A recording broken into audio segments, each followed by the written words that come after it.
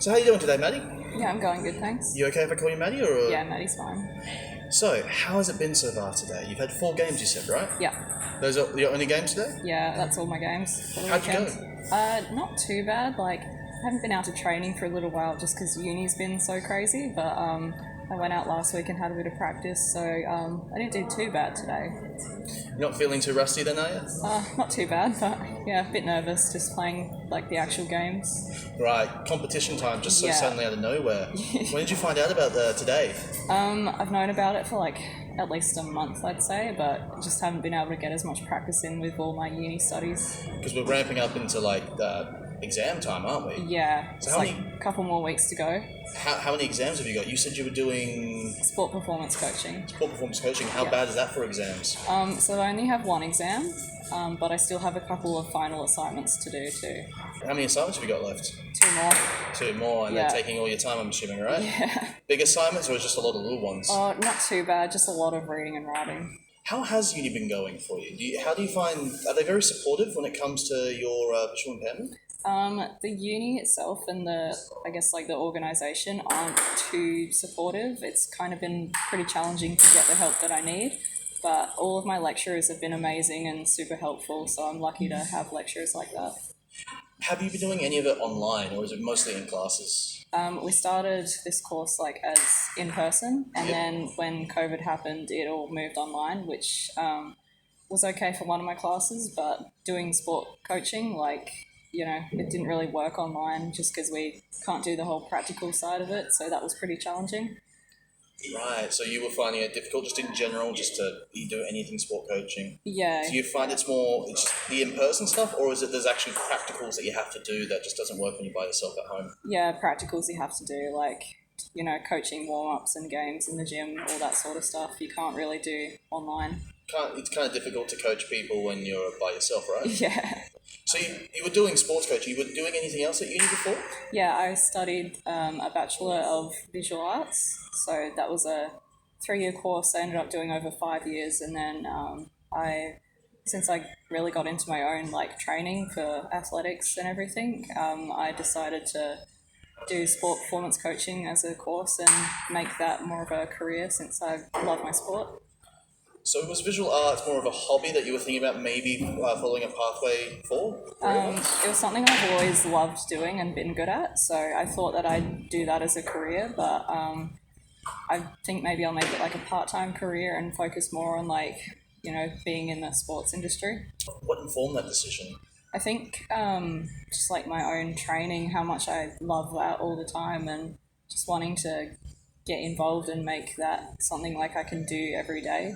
It's something that wants to get you up in the morning. Yeah. So what got you into visual art then? If you don't mind talking about that. Yeah, all good. So pretty much just from when I was really little, I just really enjoyed painting and drawing and was just always good at it. I could just sit there and do it for hours. So my family kind of encouraged me to keep going with that and to study it and keep improving it. So do you have a particular thing you enjoy most about visual arts? Is it painting, drawing? What is it that really gets you this is a bit of passion for you? I really enjoyed painting, but I sort of switched a bit more to really enjoying drawing. I think probably because you can just pick it up, do a little bit here and there, and you don't have to set it all up every time. You can just keep adding to it. There's no mixing. There's no Yeah, waiting to no dry. mess. There's no that was too early. Now it's brown. Yeah. Yeah, no, I understand that. I understand that fully. So, is it just doing the art, or are you a bit of an art historian, or do you have any interest in? I enjoy doing the art and doing my own thing, but I don't enjoy the whole history side of it and, analysing art and all that sort of thing. Right, fair enough. What did you end up doing a lot of your art surrounding? Just whatever you felt like at the time? Is there a general theme that you go for? We had assignments for uni where you have to pick a certain theme or meet a certain criteria, but generally I do nature, animals, using a lot of bright colours, a little bit of gaming art as well. Gaming art? Yeah. In what sense gaming art? Just the characters, drawing them, scenery from the games, that sort of thing. Are you a gamer? I am a gamer, yeah. All right, well, this opens up a whole extra 5 minutes of conversation. That's something I actually know about. So Yeah. what kind of games do you play?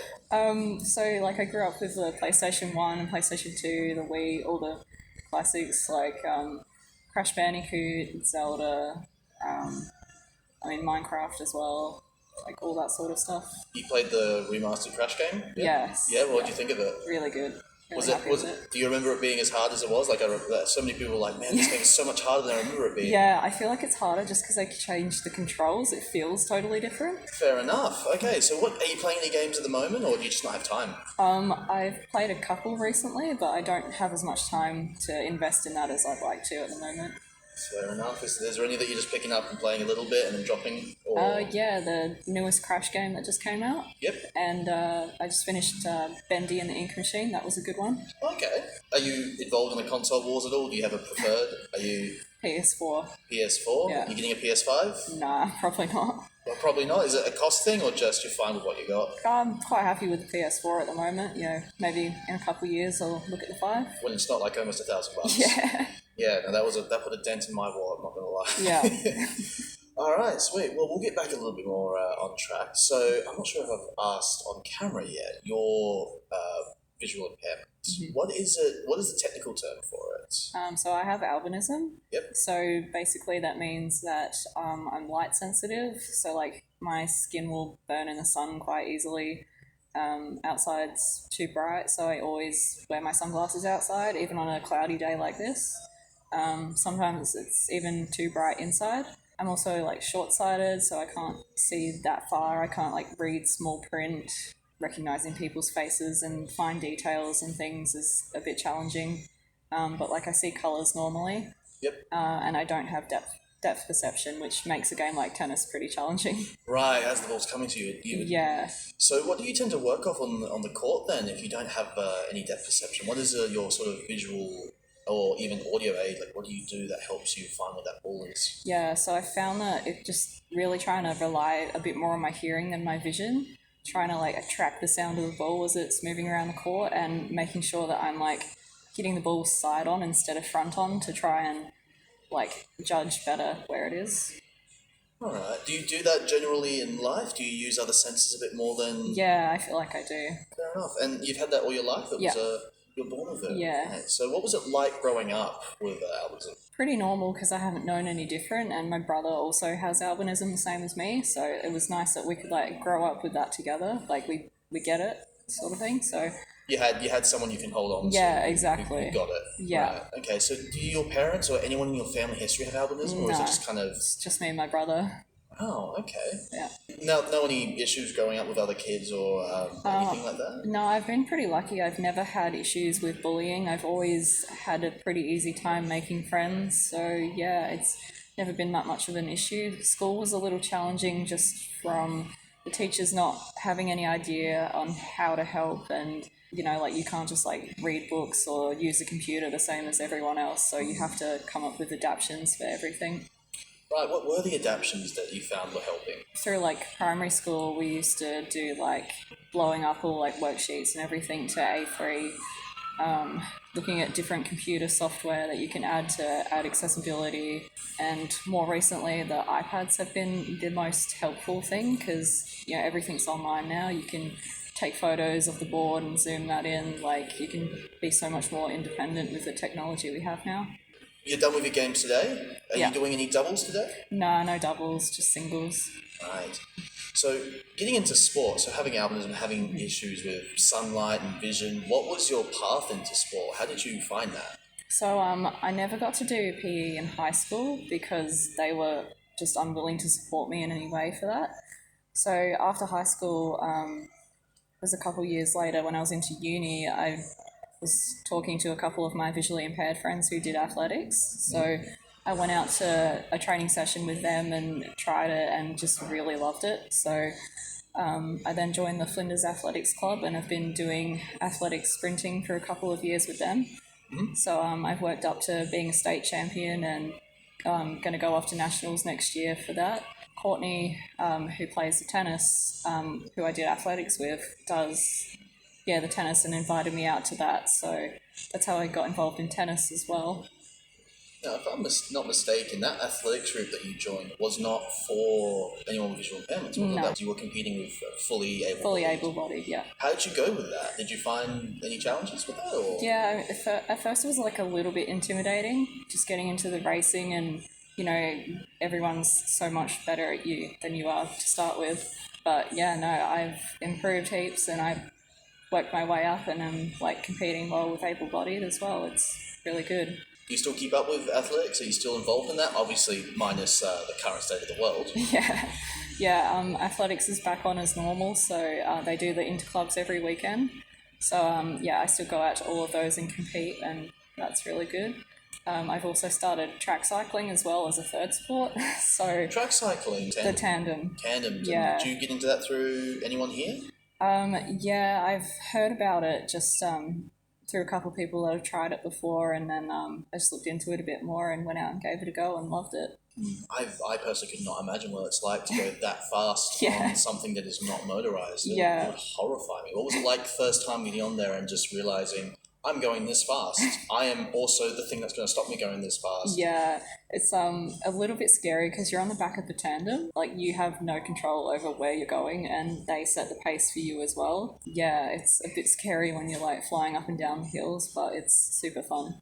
Who's your tandem partner? Do you have a set one yet? Yeah, Izzy is my pilot. And how's it been going with her? Yeah, she's amazing. She's really good at it and really dedicated. Is she used to working with visually impaired people? Is that what she's been doing in tandem? Yeah, she's worked with a couple other visually impaired people as well, and now I'm her soaker, so yeah. Oh, cool. So, and that's been going well? How often are you training with that? So I'm doing it once a week at the moment, so that's on a Wednesday at lunchtime. We go out there in our group. It's a fully para group, which is nice, and we have a para coach as well. Yep. So like, it's a really fun environment, so that's been really good. Thank you so much for the time that you've had. Is there anything good. you want to say to the camera before we finish today, or? I think I'm good. You think you're good? You got nothing to sell? You don't have like anything going on? You can follow me on Instagram. You got an Instagram? What's your Instagram handle? Madelene McNeil athlete. With underscores in between. Yeah. Right. How often do you upload to Instagram? Oh, every few days, every week. Depends on how I go. You just trying to get traction, or is it just something you also enjoy doing? I do enjoy like updating everyone. It's more so I can keep everyone updated on what I'm doing, because it seems like I'm just tackling all these different sports and some people can't keep up with it. Do you have a large circle of people who try to sort of stay involved with your sport, or? I got like my support team, like my coaches, my family, just everyone that helps me get to where I am. Well, see, that's something I didn't know. I've got someone to go follow, and everyone watching should also go follow Maddy here on Instagram. I'm sure she's got some lovely content on there. Well, once again, thank you so much. Thank you. Obviously, you haven't got any more games for the rest of the day, so hey, enjoy the rest of your Saturday. Thanks. Hey guys, thank you so much for joining us today. If you want to keep up to date with what Maddy is doing in the future, then please head on over to her Instagram account, which would be Madelene_McNeil_athlete. If you want to see more content involving Maddy on this channel, we've actually got an episode of the Playing to Win podcast that she's featured on. That would be episode 5, Meeting Maddy. Fun fact, I misspelled her name in the title of that video. It's actually Maddy. I spelled it Maddie. Silly me, I know. If you want to show this channel support, then please give this video a like, comment what you thought of it down below, and share it around on your socials. Subscribe to the channel if you haven't already, and click the notification bell to keep up to date with the content that we make. Finally, if you want to show My Disability Sport a little bit more support, then go and follow us on Facebook, in which we keep people up to date with what we as My Disability Sport are doing, as well as sharing news from around the world about disability sport in general. With that all being said, stay safe, stay active, stay healthy.